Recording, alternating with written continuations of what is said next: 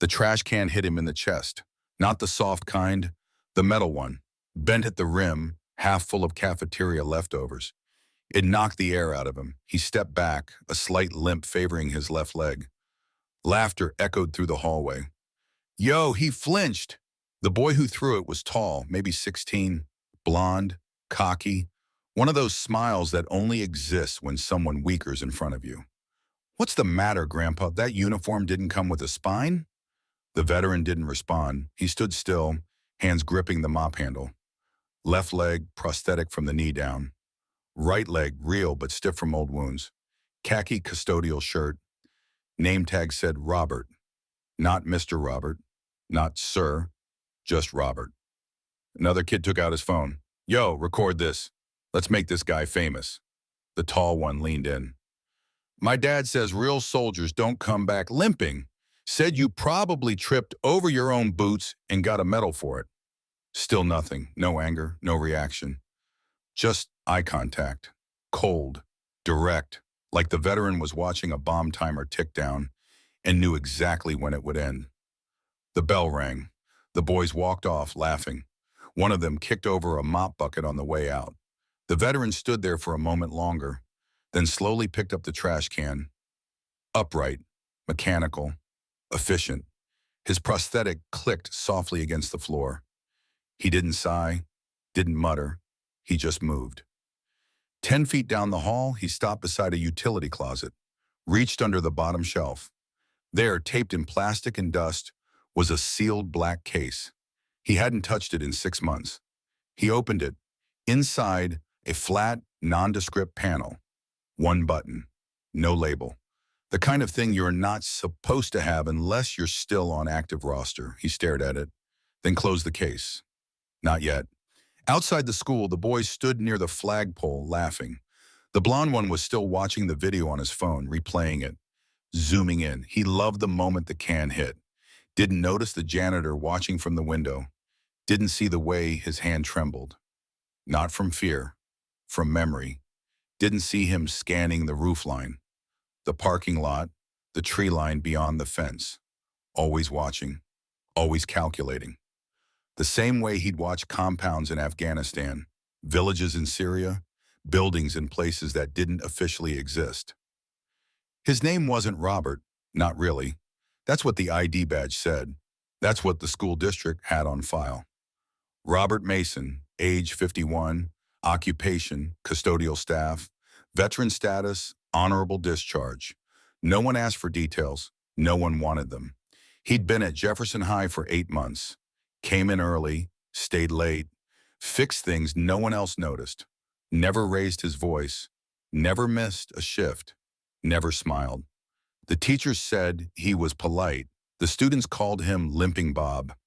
The administration liked that he didn't talk much. Nobody ever asked about the faded tattoo on his forearm, a series of numbers that corresponded to coordinates in 3 different countries, or why he flinched every time a locker slammed, or why he always positioned himself near exits during assemblies, or why his eyes never stopped moving, cataloging faces, exits, potential threats, or why he knew the names of every student without ever looking at a roster. They just liked that he kept the floors clean. And he did, but not because he needed the job.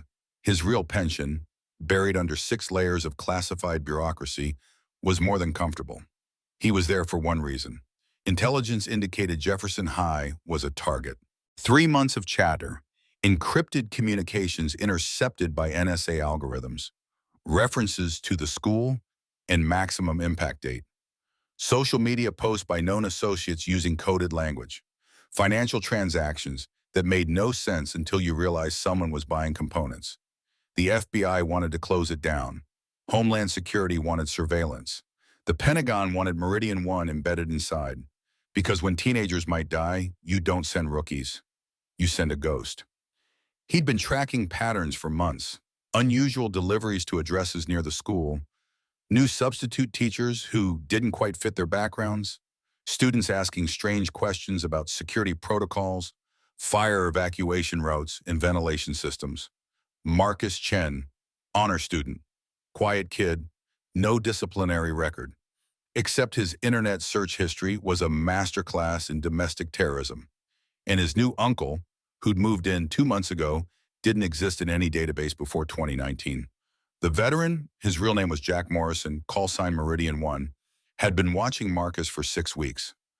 Every morning, the boy arrived exactly 17 minutes before first period. Every lunch, he sat alone in the southeast corner of the cafeteria. Every afternoon, he took the same route to his locker, lingered for exactly 90 seconds, then left through the main entrance. Except yesterday, he'd lingered for 3 minutes. And today, the video. His cover was blown, which meant they were close, very close. In another state, 4 time zones away, a silent notification blinked red on a device no longer listed in any government database. A woman in a black suit picked it up, read the code, and stood without speaking. She opened a secured cabinet, took out a patch. Black, stitched with silver. Meridian unit. She pressed a sequence on her encrypted phone. No contact name, just numbers.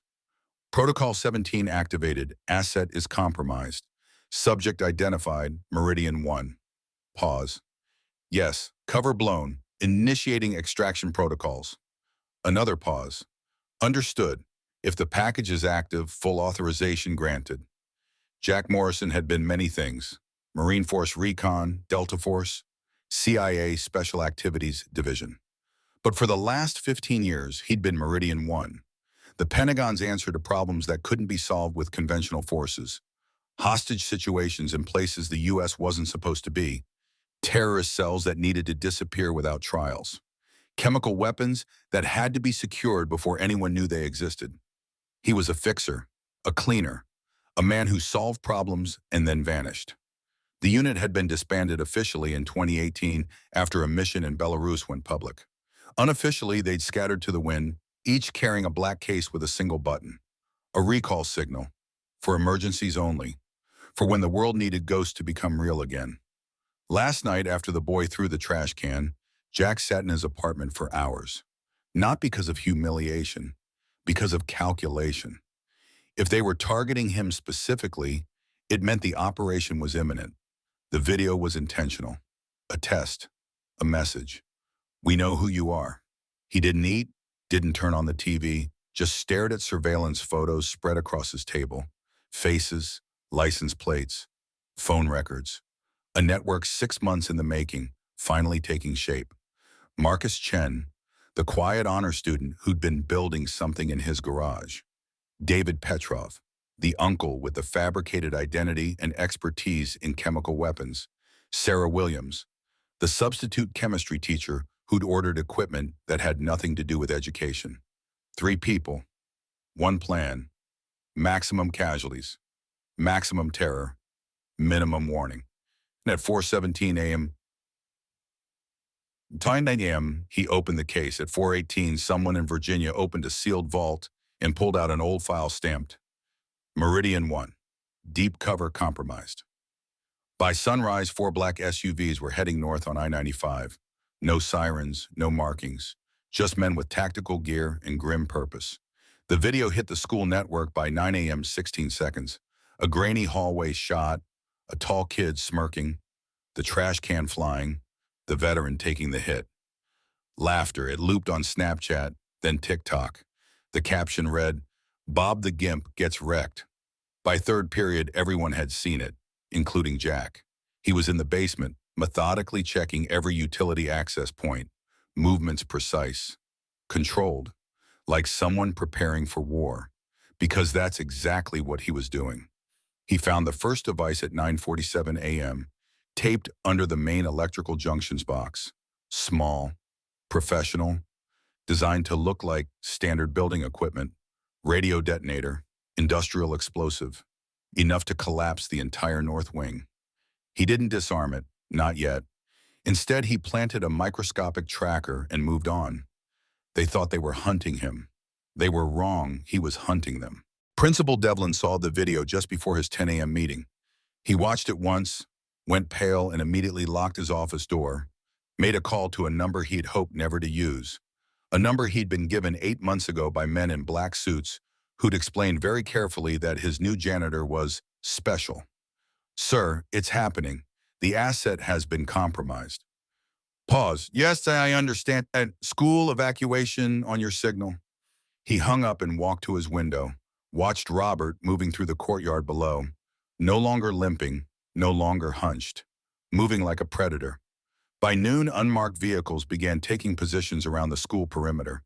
Not close enough to be noticed, close enough to respond. The secretary thought it was a routine patrol increase. One teacher mentioned seeing more helicopters than usual. The janitor, though, the one they thought was just Robert, wasn't surprised. He sat in the boiler room, assembling something from components hidden throughout the building over 8 months. Not a weapon, a detector, radiation, chemical, biological, the kind of device that shouldn't exist in a high school, but should exist wherever children might die. At 12:43 p.m., it started beeping, soft, insistent, coming from the main hallway near the lockers.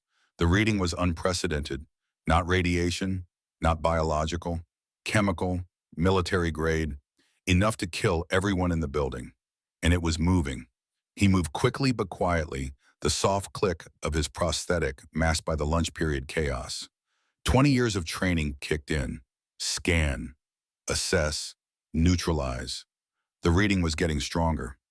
Locker 247, registered to Marcus Chen, empty. But the chemical signature was leading toward the cafeteria, where 300 students were eating lunch, where the ventilation system would spread anything toxic in under 90 seconds. Jack didn't hesitate. He opened the case he'd carried for 8 months. Not the signal device, the other one.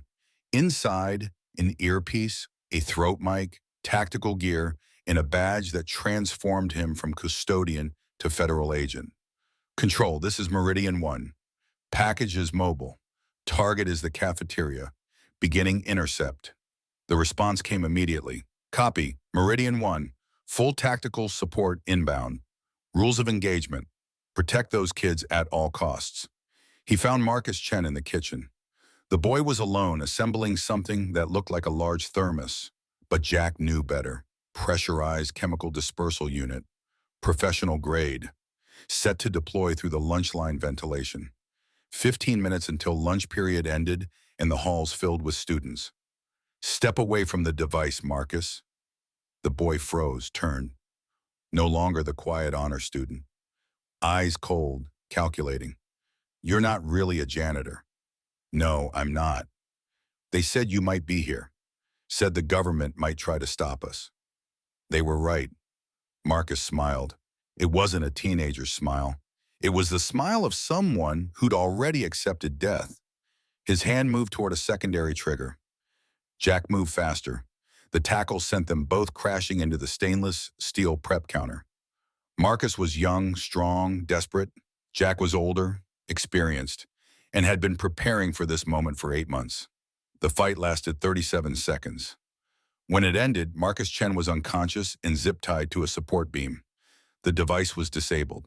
The chemical agent, enough to kill 300 people, was contained. And Meridian One stood in a high school kitchen, breathing hard and bleeding from his forehead. But it wasn't over. His earpiece crackled. Meridian One, we have movement on the perimeter. 2 additional subjects approaching the building. Armed. David Petrov and Sarah Williams, the uncle and the substitute teacher. They'd been waiting for Marcus to deploy the chemical agent. Then they were going to come in and finish anyone who survived. Copy. Lock down the building. Nobody in or out. The announcement came over the intercom at 1:17 p.m. Attention Jefferson High. We are now in emergency lockdown. This is not a drill. Teachers, secure your classrooms immediately. Students, remain calm and follow your teacher's instructions. But Jack was already moving. No longer Robert the janitor. Now he was Meridian One, and he had a job to finish.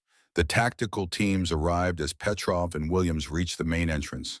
They found themselves facing not panicked students, but armed federal agents. The gunfight lasted 4 minutes. When it ended, both subjects were down. Jefferson High was secure. 312 students went home to their families that night. The blonde boy, the one who'd thrown the trash can, stood in the hallway afterward, watching federal agents treat the man he'd mocked like he was some kind of hero. Watching them salute him. watching them call him Sir, watching paramedics tend to wounds he'd gotten, saving everyone in the building. Jack looked at the boy, no anger, no vindication, just exhaustion. Sometimes, he said, the guy mopping your floors is the only thing standing between you and people who want you dead. The boy opened his mouth to speak, closed it. What do you say to someone who just saved your life? Someone you'd humiliated hours earlier? Someone who'd taken it without complaint because his real job was protecting you? The evening news called it a thwarted domestic terrorism plot. They mentioned an anonymous tip, praised local law enforcement cooperation, showed footage of suspects being led away in handcuffs, never said a word about the janitor. Because officially, Robert Mason had never existed. Only Meridian One. Deep cover for 8 months. Watching, waiting, protecting kids who didn't know they needed protection. Ready to know before he'd let anyone hurt them. Principal Devlin found him in the parking lot that night, sitting in an unmarked government sedan, no longer wearing khaki, black tactical gear, federal badges, equipment that looked like it belonged in a war zone. How long did you know? Devlin asked. 3 months for certain, 6 months suspected. Why didn't you just arrest them? Jack looked tired, older than his 51 years. Because we needed to be sure, needed to identify the whole network. And because, he paused, because sometimes the only way to catch people planning to kill children is to let them think they're going to succeed, right up until the moment they train a one. The blonde boy never posted another video. He deleted the one of Robert getting hit, deleted his social media accounts, spent the rest of senior year in silence. Some lessons you only need to learn once. Some guilt you carry forever. 3 days later, a new janitor started at Jefferson High. Younger, friendlier, both legs intact. He smiled at the students, made small talk with the teachers, told jokes while mopping floors, and never mentioned the man who'd come before him. But in his toolbox, under the cleaning supplies, was a black case, just in case, because some schools need more than janitors. Sometimes they need guardians, and guardians never really retire. They just find new places to stand watch. 6 months later, Jack Morrison testified before a closed Senate committee. They asked about methods, about legal authorization, about the ethics of embedded surveillance in American schools. He answered every question the same way. 312 children went home safe that day. That's the only metric that matters. The committee agreed. Meridian units were quietly reinstated, deep cover, black budget, deniable operations, guardians in shadows, watching over soft targets that terrorists thought were easy prey. Schools, hospitals, churches, shopping malls, places where innocents gathered, places that needed protection, places where ghosts could hide in plain sight until the moment they were needed. The truth came out years later in a classified debrief that would never see public light. Jack Morrison had volunteered for the Jefferson High assignment after NSA intercepts revealed a 3-cell terrorist network planning coordinated attacks on multiple schools across the Midwest. The terrorists had specifically chosen Jefferson because intelligence assessments showed it had minimal security presence and maximum symbolic value. They were wrong on both counts. Meridian One had been walking those halls for 8 months, invisible and patient, building a complete operational picture of the threat. The chemical weapons seized that day contained enough sarin gas to kill everyone in the building within minutes. 312 students went home safe because a man with a prosthetic leg and a mop had been willing to be called Limping Bob for as long as it took to keep them breathing.